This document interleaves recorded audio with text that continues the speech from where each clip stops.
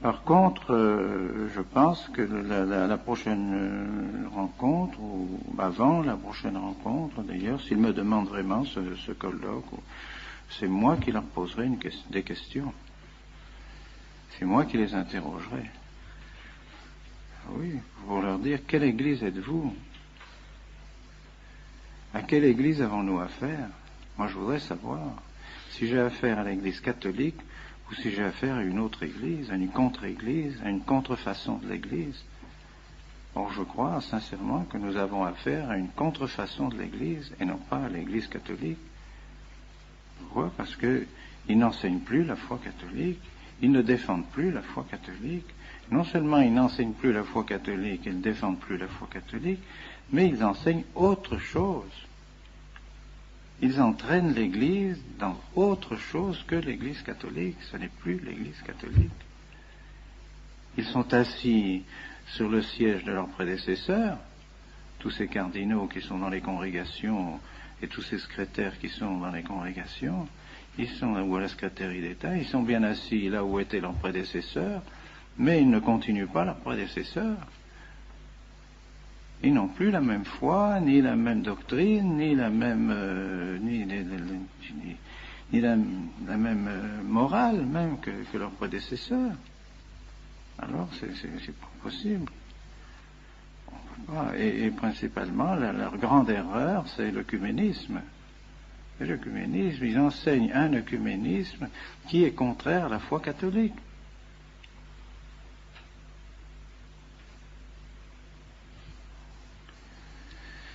Et je dirais que pensez-vous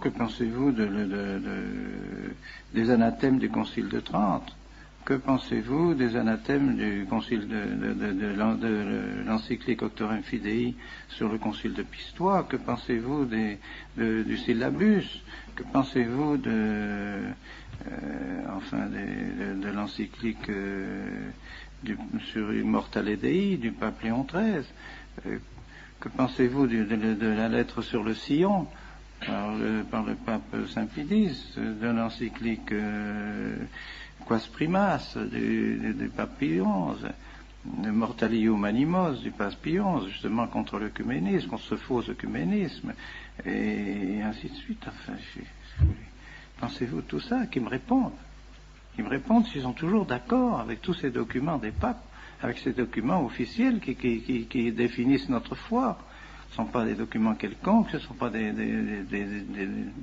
allocations privées, des allocutions privées ou des conversations privées des papes, ce sont des documents officiels et qui engagent l'autorité du pape. Alors moi je pense qu'on peut et on doit même croire que l'Église est occupée, Elle est occupée par cette contre-Église, que nous connaissons bien et que les papes connaissent parfaitement et que les papes ont condamné tout au long des siècles, depuis maintenant bientôt 4 siècles. L'Église ne cesse de condamner cette contre-Église qui est née avec le protestantisme surtout, qui s'est développée avec le protestantisme et qui est à l'origine de toutes les erreurs modernes, qui a détruit toute la philosophie et qui nous a entraînés dans toutes ces erreurs que nous connaissons, que les papes ont condamnées, libéralisme, socialisme, communisme, modernisme, sionisme, que sais-je, nous en mourrons, les papes ont tout fait pour condamner cela, et voilà que maintenant, ceux qui sont sur les sièges de ceux qui ont condamné ces choses-là, eh bien, sont maintenant d'accord, pratiquement, avec ce libéralisme et avec cet œcuménisme. Alors, on ne peut pas accepter ça. Et plus les choses s'éclairent, et plus nous nous apercevons que ce programme qui a été élaboré dans les loges maçonniques, tout ce programme a été élaboré, toutes ces erreurs ont été élaborées dans les loges maçonniques, eh bien, on s'aperçoit tout doucement, et avec des précisions de plus en plus grandes, qu'il y a tout simplement une loge maçonnique au Vatican. Et que maintenant, quand on se trouve devant un secrétaire de congrégation ou un cardinal qui se trouve assis dans le siège, à la place, dans le bureau, où se trouvaient de 5 cardinaux, et des cardinaux qui avaient la foi, qui défendaient la foi de l'Église et qui étaient des hommes d'Église, on se trouve devant un franc-maçon. Alors, est-ce que c'est la même chose? Alors c'est bien, ils brandissent la même obéissance. Oui, autrefois, on nous disait d'obéir à la foi, on nous faisait faire le serment antimoderniste, on nous faisait faire les professions de foi, et tout ça. Maintenant, ces gens-là, qu'est-ce qu'ils font? Quelle foi ils nous demandent de professer? C'est plus la même. Alors on brandit toujours obéissance, obéissance, obéissance. Ah oui, mais quand même. Obéissance à l'Église, oui. Obéissance à ce que l'Église a toujours commandé, oui. Obéissance à la foi de l'Église, oui. Mais obéissance à la franc-maçonnerie, non. Ben non. Ben, c'est ça, c'est effectivement. C'est sûr. Et dernièrement, donc, on m'a apporté des documents qui semblent tout à fait véridiques. Des documents qui montrent des correspondances entre Bugnini et le grand maître de la maçonnerie sur toute la réforme liturgique, avec elle, le grand maître de la maçonnerie demande à Bugnini d'appliquer la réforme du fameux Rocca, les prêtres apostats, Rocca, qui, lui, avait prédit déjà tout ce qui devait se faire et avait déjà prévu tout ce qui devait se faire lorsque le Vatican serait occupé par la maçonnerie. Voilà ce qu'il faut faire. Et alors maintenant, le grand maître de la maçonnerie demande à Bugnini d'appliquer cela. Et le grand principe dit il faut arriver à la naturalisazione, comme il dit, naturalisazione dell'incarnazione. Donc désurnaturaliser l'incarnation. Donc on arrive au naturalisme. Et que cela, il faut appliquer les principes de la langue vernaculaire, de la démultiplicité des rites, de la multiplicité de la liturgie, pour rendre la liturgie complètement confuse et mettre la confusion partout. Et les oppositions entre les différents rites. Alors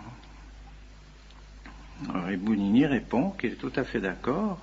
C'est tout à fait d'accord pour cela, mais qu'il faudra un certain temps, il faudra peut-être 10 ans, mais en l'espace de 10 ans, il y arrivera, et que la confiance que lui accorde particulièrement le cardinal Lercaro et même le pape Paul VI, avec cette confiance qu'il a, il est assuré de pouvoir arriver à ses fins. Et il nomme tous ceux avec lesquels il travaillera dans la curie romaine, tous ceux qui, eux aussi, ont des attaches à la maçonnerie, alors qu'il pourra travailler avec eux, mais il faudra en placer certains, il faudra les mettre dans certaines congrégations, afin de pouvoir mener le travail à bien. Il faut que toutes les congrégations soient plus ou moins infiltrées, noyautées par des membres de la maçonnerie, qu'il nomme un tel, un tel, un tel. Il faudra chasser celui-ci, parce que celui-là nous gêne, il est contre nous, alors il faudra le faire mettre dehors. Il faudra supprimer la congrégation des rites, mais c'est pas la congrégation des rites, c'est la congrégation des sacrements, et il a réussi à supprimer la congrégation des sacrements pour tout mettre sous la congrégation des rites, par conséquent tout mettre sous son autorité. Tout ça, il le dit dans les lettres au grand maître de la maçonnerie. Alors, qu'est-ce que vous voulez? Ah non, qu'on ne nous parle pas d'obéissance. On va bien obéir, bien sûr, nous sommes les plus obéissants à l'Église et à tout ce que l'Église a toujours enseigné, toujours voulu, mais pas à des hommes qui travaillent à la destruction de l'Église, à l'intérieur de l'Église. L'ennemi est à l'intérieur de l'Église, le Papidis l'avait annoncé, la Salette l'avait annoncé, le Fatima l'a annoncé, tout a été annoncé de manière publique. On sait que l'ennemi va s'introduire à l'intérieur de l'Église. Eh bien, il y est. Alors qu'ils ne viennent pas demander, il faut arrêter les ordinations. Qui demande d'arrêter les ordinations? Qui demande de ne plus faire de bons prêtres? Qui? C'est le Saint-Esprit ou c'est le diable? C'est clair, quoi. C'est clair. Est-ce que un pouvoir normal dans l'Église peut demander à un évêque de ne plus faire de bons prêtres? Est-ce qu'un pouvoir normal dans l'Église peut demander une chose pareille? Peut demander de supprimer les séminaires, des séminaires qu'ils savent, ils le savent, ils l'ont dit, c'était des bons séminaires, ils savent que la doctrine qu'on vous enseigne est la vraie doctrine, ils le savent, Ils l'ont écrit. Ils savent parfaitement. Ils l'ont écrit dans le rapport des visiteurs. Les visiteurs l'ont dit. On fait un excellent rapport en faveur du séminaire. C'est ce que le cardinal Garonne m'a dit à moi-même quand il m'a demandé de venir à Rome. Il a dit, oui, le rapport est bon. Nous savons que le séminaire est bon, etc. Alors, pourquoi fermer le séminaire? Tout simplement parce que nous ne voulons pas suivre ces orientations maçonniques de l'œcuménisme, toutes ces orientations nouvelles qui ont été forgées dans les loges maçonniques. Alors on veut fermer le séminaire. Mais non, c'est pas possible. Ça vient pas du Saint-Esprit, ça vient pas de l'Église. C'est pas l'Église qui nous demande de fermer le séminaire. C'est pas l'Église. C'est pas le pape en tant que pape. Ce ne sont pas ceux qui sont écrits en tant qu'ils sont vraiment les successeurs de ceux qui étaient avant eux, non. C'est une loge maçonnique qui est arrivée à pénétrer à l'intérieur du Vatican, qui mène tout, et qui évidemment ne peut pas nous sentir, c'est clair, c'est évident, nous faisons obstacle à leur plan de destruction du sacerdoce, de destruction de la messe, de destruction de la liturgie, c'est évident, c'est évident. Alors est-ce que nous devons obéir? Moi, je crois en conscience devant mon Dieu. Quand il me dit réfléchissez bien en conscience devant Dieu ce que vous faites, ben oui, j'ai tout réfléchi devant mon Dieu. Si je me trompe, que le bon Dieu me donne la lumière pour me montrer que je me trompe, je ne crois pas. Je crois vraiment que en faisant ce que je fais et en ordonnant les prêtres que je vais ordonner, je crois que je sers l'Église. Je ne le ferais pas si j'avais seulement un instant la pensée que ça pouvait être contraire au bien de l'Église.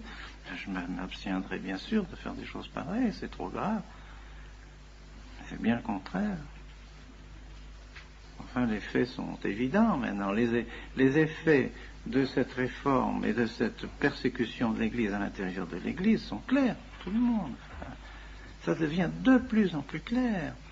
Il suffit de lire la documentation catholique à chaque fois pour s'apercevoir combien les idées fausses sont infiltrées dans les documents épiscopaux, dans les documents, toutes ces commissions théologiques. Lisez celui qu'on m'a donné à midi, une commission de théologie. Mais c'est plein d'erreurs, plein d'erreurs. C'est un esprit faux, un esprit qui n'est pas du tout l'esprit de l'Église. Alors c'est pour ça que nous n'hésitons pas un instant et j'espère que le bon Dieu continuera à nous bénir.